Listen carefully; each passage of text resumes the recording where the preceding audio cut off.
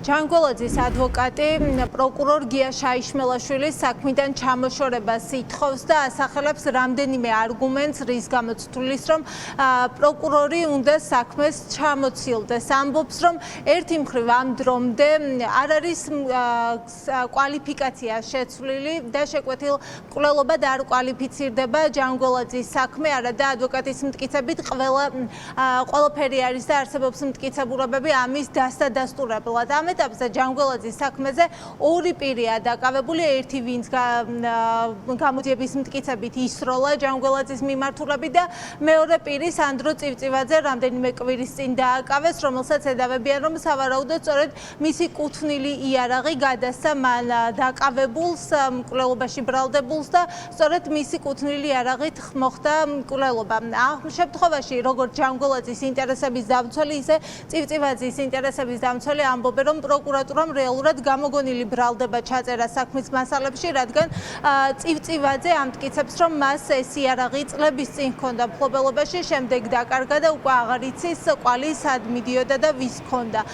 ამბობს ადვოკატი ჯანგველაძის ინტერესების დამცველი, რომ შინაგან საქმეთა სამინისტრომაც არ იმუშავა დროულად და მთავარი მტკიცებულებები ვერ ამოიღო და ეს მთავარი მტკიცებულებებია მობილური ტელეფონი და ასევე იარაღი. სწორედ ამ მტკიცებულებების დახმარებით მარტივად იქნებოდა შესაძლებელი ადვოკატის მტკიცებით, რომ გასულიყვნენ მკვლელობის დამკვეთზე, ვინ შეუკვეთა ჯანგველაძის მკვლელობა და კიდევ ერთი მნიშვნელოვანი დეტალი, როგორც ადვოკატი გვიყვება, ჯერ კიდევ თებერვალში მკვლელობამდე ჯანგველაძეს უთვალთვალებდა გელა უძლაური და სწორედ მან ერთ-ერთ სავარაუდოდ მან ისროლა იმ სასტუმროში, სადაც ჯანგველაძე იყო, ავტომობილს ესროლა და როგორც ადვოკატი ვარაუდობს, ამით დაატესტა რამდენად დროული რეაგირება იქნებოდა შინაგან საქმეთა სამინისტროს, თუმცა ამბობს, რომ გამოძიებას არც მაშინ არ გაუკეთებია არაფერი, რომ მისულიყო კვალზე და შესაბამისად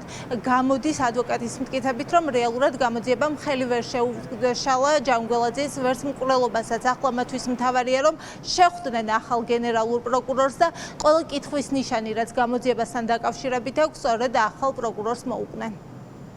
როდესაც სანდრო წივწივაძე დააკავეს ბრალდების დადგენილებაში, პროკურორმა ბატონმა გია შაიშმელაშვილმა ჩაუწერა თითქოს მან გადასცა სანდრო წივწივაძემ გადასცა იარაღი გელა უძილაურს და ამ იარაღით გელა უძილაურმა აღნიშნული დანაშაული ჩაიდინა. სინამდვილეში არ არსებობს საქმეში არც ერთი მტკიცებულება იმის დასადასტურებლად, რომ ნამდვილად სანდრო წივწივაძემ გადასცა გელა უძილაურს იარაღი.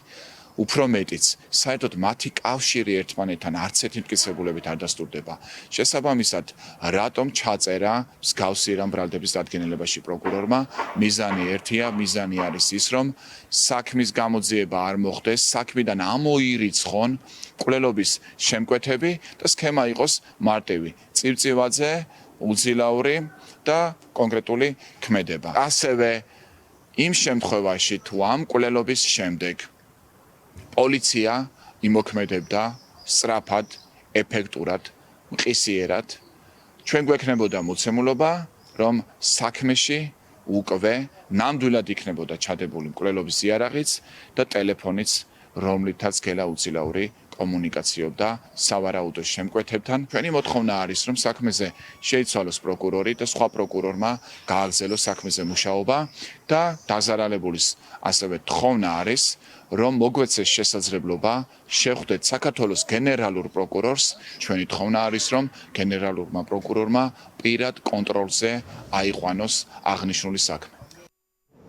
ჩვენ ვცადეთ საპასუხო არგუმენტების მოსმენა პროკურორისგან, თუმცა გია შაიშმელაშვილმა სატელეფონო ინტერვიუზეც უარი გითხრა და შეხვედრაზეც და პროკურატურის პრეს სამსახურთან გადაგვამის ამართა.